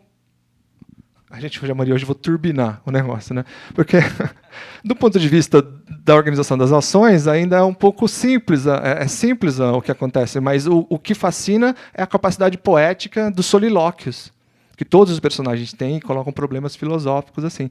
Então acho que tem essa questão pessoal, de uma justificativa pessoal do Shakespeare em querer fazer uma obra de arte já. Algo que talvez não estivesse na conta se ele simplesmente fosse um dramaturgo de ocasião, assim como outros eram. E escrevia peças. Ele já se sente na necessidade de levar ao teatro algo que então era uma prática próxima dos poemas eruditos, assim. Agora, enfim. Acho que você respondeu por nós dois, né? Eu vou ser bem simplista, tá? Porque eu não sou especialista em Shakespeare. A minha paixão é um pouco juvenil até, mas o que fica para mim é que talvez ele fale de 3 coisas que são muito próximas a gente até hoje. Talvez deduzo que talvez por isso a obra dele ainda nos fala amor, ódio e separação. Tá? Que aí eu posso falar de pulsão da morte, pulsão do sexo. Eu sempre começo muito pequeno essas coisas, né? E o que fica para mim é isso. Claro que no começo você tem uma certa hesitação por não ter um conhecimento tão profundo acadêmico, e as pessoas vão exigir isso de você. Eu já fui a mostrar o filme, mas como é que você vai... Já fui à universidade, como você se põe no lugar de adaptar uma das maiores obras da dramaturgia mundial, você ser um especialista em Shakespeare? Eu falei, será que o Shakespeare era especialista nele mesmo também? Né? Eu me lembro um escritor de São Paulo que pegaram livros dele para a FUVEST e mandaram as 25 perguntas em cima do livro, ele acertou só uma. O Prata. Mas o que fica é muito simples, eu acho que é extremamente humano, sabe? A obsessão dele pelas coisas. E esses personagens que são ilhas dentro dessa dramaturgia, é até um conceito da Maya Deren de montagem, né? Como se fosse um iceberg, que você implode por dentro, depois você tem que colocar e colar esses pedaços, mas esses pedaços são autônomos, eles não vão se juntar mais, nunca mais. Existe um ruído entre eles ali. E é como se não existisse diálogos entre essas personagens. Né? É muito apaixonante mesmo. Assim. O que fica, o resultado do trabalho, ele é menor. Claro que a gente tem vaidade como artista, né, que as pessoas recebam, mas o que fica mesmo é o aprendizado do humano. Né? Eu não acredito, eu acho esse cara, o Bloom, chato pra caralho, eu já li 2 vezes para falar mal com propriedade, não consigo me conectar com a visão que ele tem de Shakespeare, porque acaba se tornando uma coisa muito pessoal, né? As coisas que você vai pensando aqui e ali, os encontros, o que ela falou, o que ele está falando aqui, o que vocês receberam. É o pequeno, né? É muito difícil chegar ao pequeno, né? Mas eu acho que, para mim, toca nesse lugar, de uma coisa simples humana. Pegando carona numa coisa que o Felipe falou, né? De o Hamlet, ele resolveu turbinar a peça e na prática ele faz um remake turbinado, né? A gente tem mais tempo, a gente tem um tempinho aí. Alguém quer fazer alguma colocação aqui? Por favor. Eu estou um pouco sem voz, vou tentar fazer o plexo solar funcionar. Acho que está pior, acho que não é só água. Mas, de todo modo, quando você, Cristiano, estava dizendo que, antes de mais nada, é uma aventura da linguagem, né, que te interessou. E, ao mesmo tempo, eu não sei se eu entendi errado, mas você disse, para adaptar, eu tentei esquecer o teatro. E eu vou falar da onde eu estou falando, né, do porquê que eu estou fazendo a pergunta. Porque eu me interesso muito nessa relação de linguagens diferentes e até que ponto esse contato cria hibridismos ou não. Porque pode ou não criar hibridismos, né? Então, eu fiquei me perguntando como assim eu esqueci o teatro para fazer a adaptação. Você falou um pouco da lente e tal, mas isso não construiu para mim o argumento como um todo.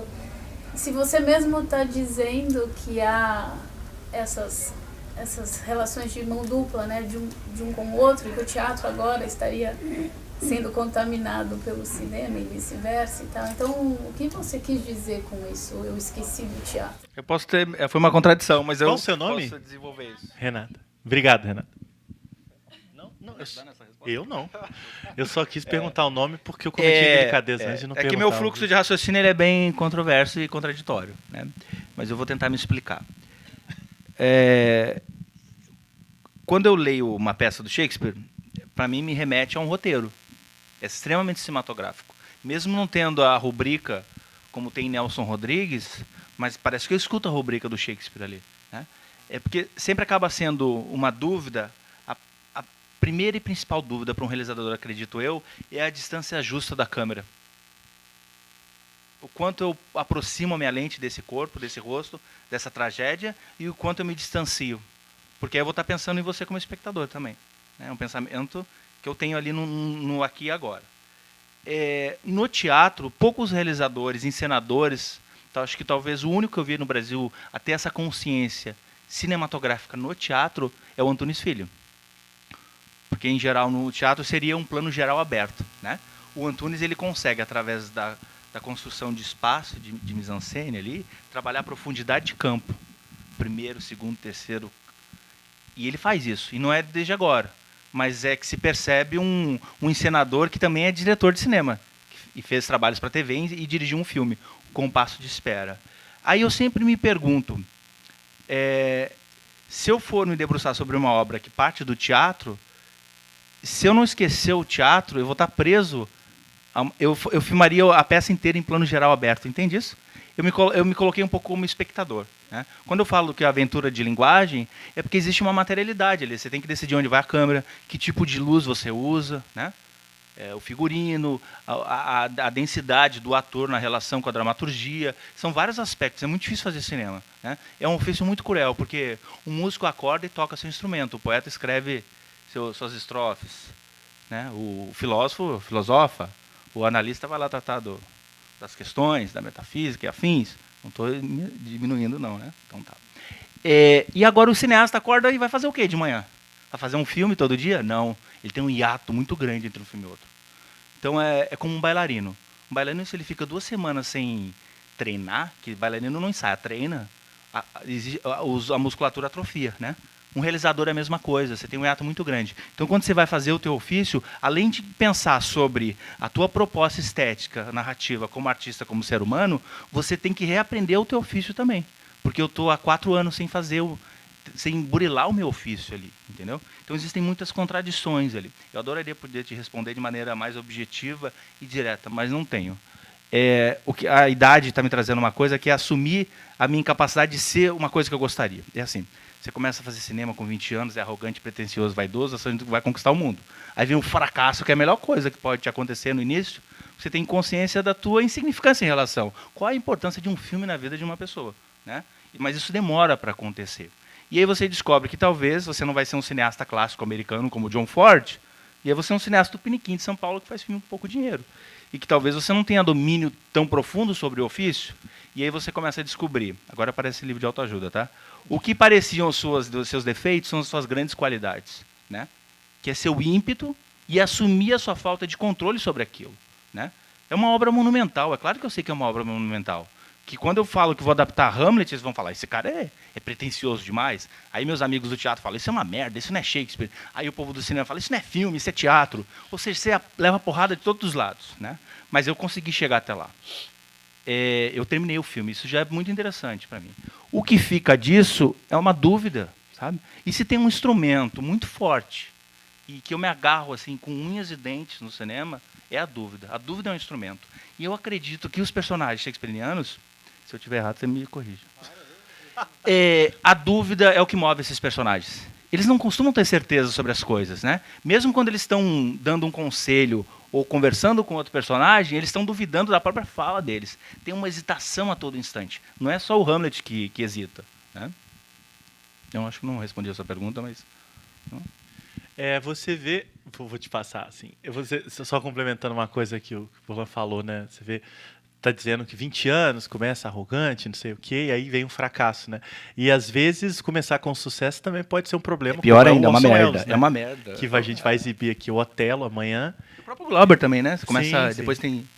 Que teve esse grande liberdade de sucesso no Cidadão Kane e depois não conseguiu fazer mais nada do jeito que quis, exceto justamente Otelo, que é o filme Passa Amanhã, em que ele teve um controle total, mas a que preço, né? Ele demorou anos para filmar, filmou em 2 ou 3 países, né?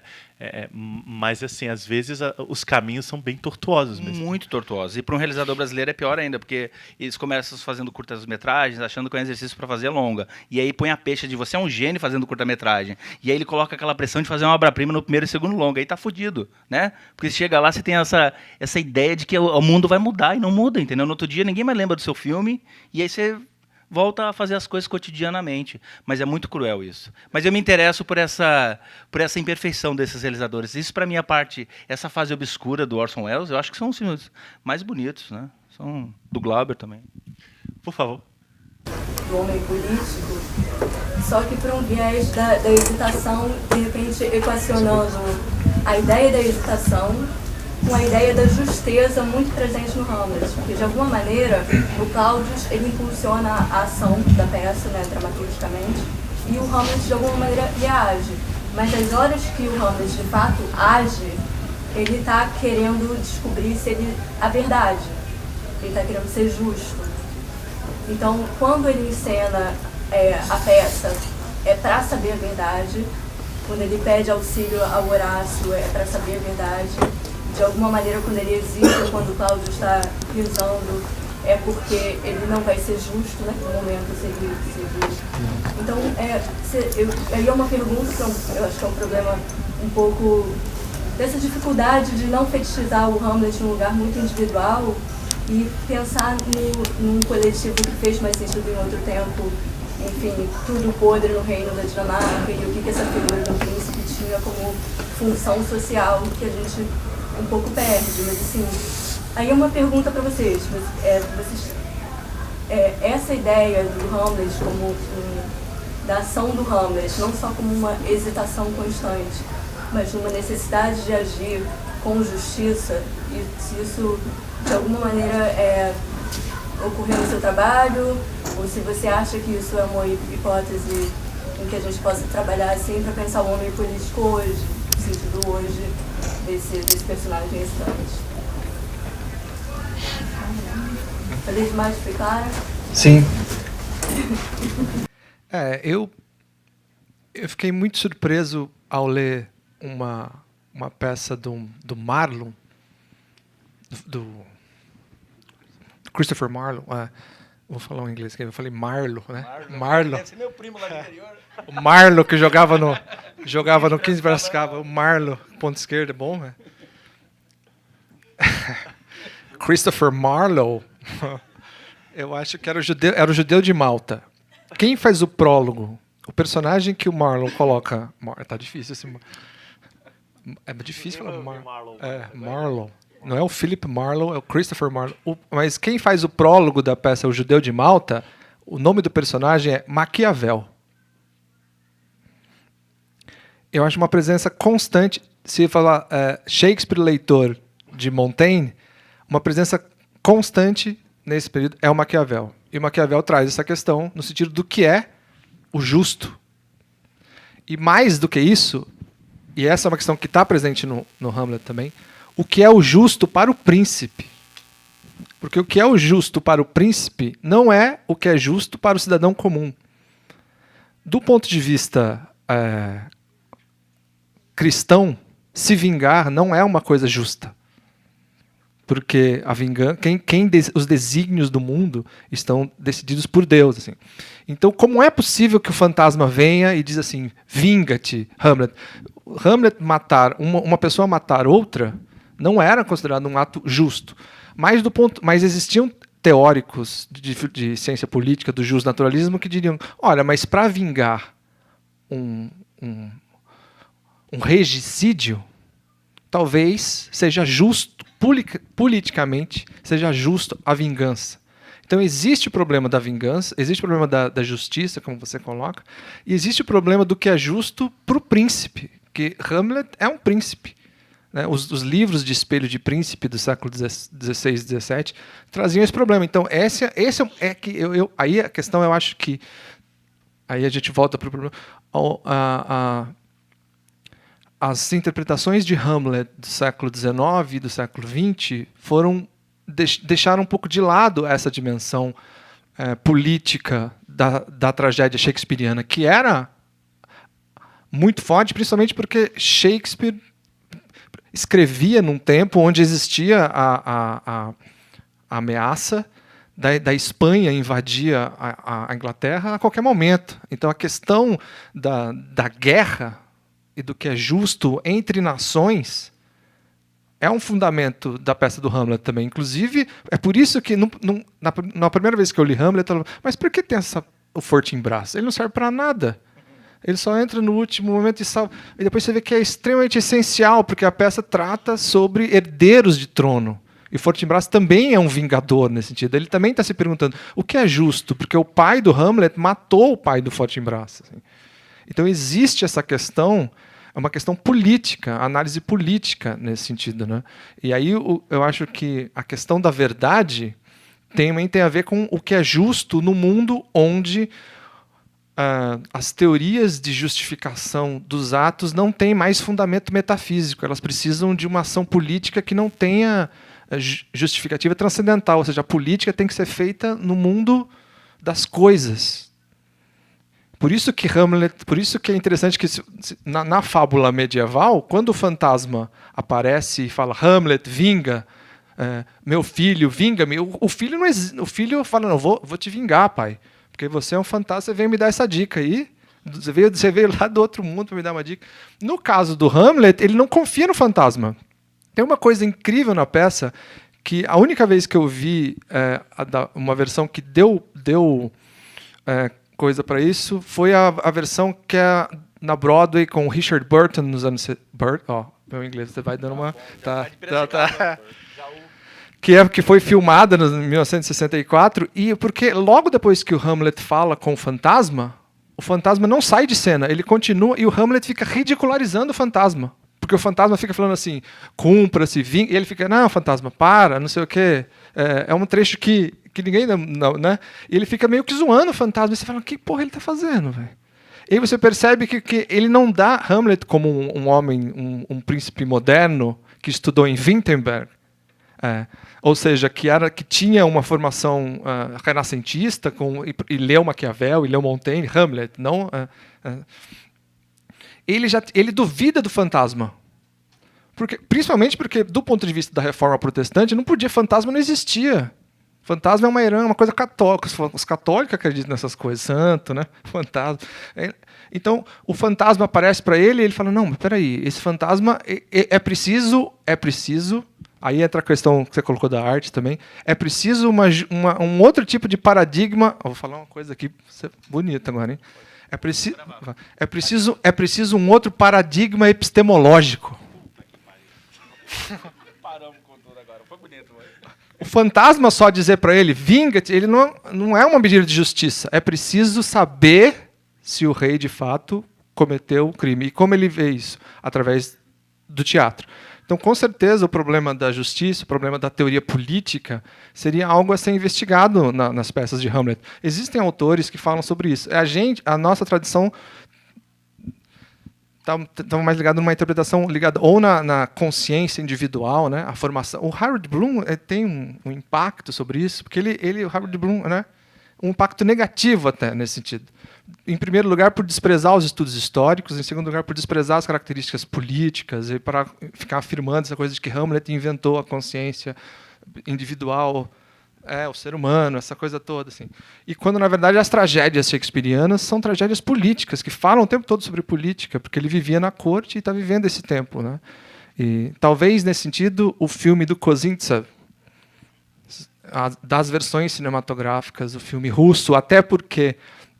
Aí você vê como aparece. O Kozintsev fez o filme um pouco depois de quando a questão do realismo socialista já havia arrefecido, quando o Stalin já tinha morrido, ele começa a voltar com os projetos.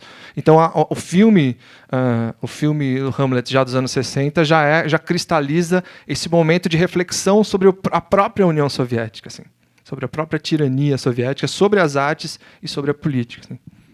Burlan, aproveitando a gente está encaminhando para o fim, já que o Felipe fez uma análise do fantasma. Não vou falar nada depois da epistemologia. Novo paradigma. Eu queria que você comentasse, ou enfim, falasse, já que ele estava analisando a presença do fantasma, a cena do seu Hamlet, em que o Jean-Claude questiona os crimes do... Né, ele coloca um questionamento. Ele vai, por que ele tem que dizer que ele teve crimes do passado? Vamos tirar isso. Enfim, como é que se deu aquilo e de que questionamento você entende que ele está fazendo ali? Enfim, que fantasma é esse que o Jean-Claude te apresenta no filme? Tem dois fantasmas ali. O fantasma Cinema Novo, boa. O mais incrível é que ele é um ator extremamente disciplinado. Ele me apareceu no primeiro dia de ensaio com uns pesos aqui. Eu falei, o que é isso, Jean-Claude? Fantasma, anda aterrado. Então, nos ensaios, ele andava assim. Né? Eu já achei incrível isso. Né? para um senhor de 80 anos. E ele entra depois, joga uma coroazinha na cabeça. E já pro bate-papo ali, é né? uma tortomada, é Stanislavskiano. Mas o Jean-Claude é uma pessoa dialética e que pensa o tempo todo. Até o ação. Depois quando você dá o ação, ele vai lá e faz. Mas antes ele quer discutir tudo. Né? Hamletiano. E aí, esses questionamentos, como eu falei para vocês, eu trabalho num lugar onde a dúvida do ator e o questionamento, e ele discordar da minha visão da cena, para mim é muito interessante. Isso não é um problema. Eu digo para ele, então, se você acha que é isso, vamos lá e faça. Se for uma merda, você está fudido. Você gastou meu tempo num filme de 6 dias, eu vou fazer 3 horas a sua cena. Mas eu quero ver a tua visão da cena. Como eu vou abdicar da possibilidade de que o ator me mostre isso, né? E ele questiona essa dramaturgia, porque ele acha uma dramaturgia ultrapassada. Ele acha que Shakespeare e o Hamlet, principalmente, é meio rançosa, né? Eu não concordo nem discordo dele, é um ponto de vista. E eu tenho ali um ator, mas eu tenho um intelectual também, né? Como é que eu vou abdicar disso? Né? E poderia ter saído estranho, mas para mim foi muito interessante, porque eu acho que a gente esquece. Dois dramaturgos que têm uma questão aqui no Brasil. O primeiro é Brecht. Brecht tinha muito senso de humor, não tem esse viés ideológico tão forte como se tem aqui, como se fosse um manual, né, para se montar Brecht. E aí a força estética de Brecht fica em segundo plano, pelas questões ideológicas. E o outro é Shakespeare também, né? Que a força estética de Shakespeare é muito grande. Às vezes está acima ou está abaixo, e também não exclui a questão política, a questão histórica, está tudo aí, né? E como você filtra isso? Então, quando ele traz isso, ele traz uma coisa que Shakespeare tinha muito, que é o senso de humor. Né? Ele está questionando uma questão de dramaturgia, ele coloca isso como mise-en-scène para a minha câmera, que para mim isso é muito interessante, quando o ator tem essa capacidade de dar forma a isso, mas ele também está trazendo uma coisa que eu tinha esquecido. Olha, é divertido também, né? O Coveiro não é divertidíssimo? Né? Eu acho muito engraçado. De que é essa cova? É minha. Do Coveiro. Né? Tem um senso de humor. Então, eu acho que eu não estou dizendo que eu tenho essa capacidade de resgatar isso. Mas o nosso próprio cinema também perdeu uma coisa que eu sou muito apaixonada, que é uma certa picadilha, né? O tirar sarro de si mesmo, da nossa precariedade, né? E aí as coisas começam a ficar muito sérias, né? A capacidade de rir de si mesmo e dos outros. Alguém que se leva a sério e não alguém para se levar a sério. Não sei se isso é Shakespeare ou é Zé Bonitinho, é um dos dois, mas está quase ali. Mas foi a proposta dos atores, sabe? O tipo de cinema que eu faço e tenho feito até agora, eu tenho que deixar bem claro que mesmo que eu assine roteiro sozinho ou com algumas pessoas, todos os atores são roteiristas, porque tem muito deles ali, né? Eles colocam muito da visão deles de mundo, da visão política. Se não fosse a atriz vir com essa ideia de que as mulheres são completamente anuladas nas tragédias, né? Seria aquela visão onírica, né? Etérea da Ofélia, como tem nas pinturas. Né? Então, eu dependo dessa sensibilidade do outro. Pessoal, a gente infelizmente vai ter que concluir. Antes de liberar vocês, tem 2 recados. Em primeiro lugar, agradecer a presença de todo mundo, mas principalmente parabenizar. Eu adorei a conversa toda, achei as perguntas todas excelentes. A gente é calejado de debates em festivais e mostras e tal, e raramente todas as perguntas são boas, então estou realmente impressionado. Muito obrigado pela generosidade do olhar e da participação. Infelizmente, talvez tivessem outras, mas a gente realmente tem que encerrar.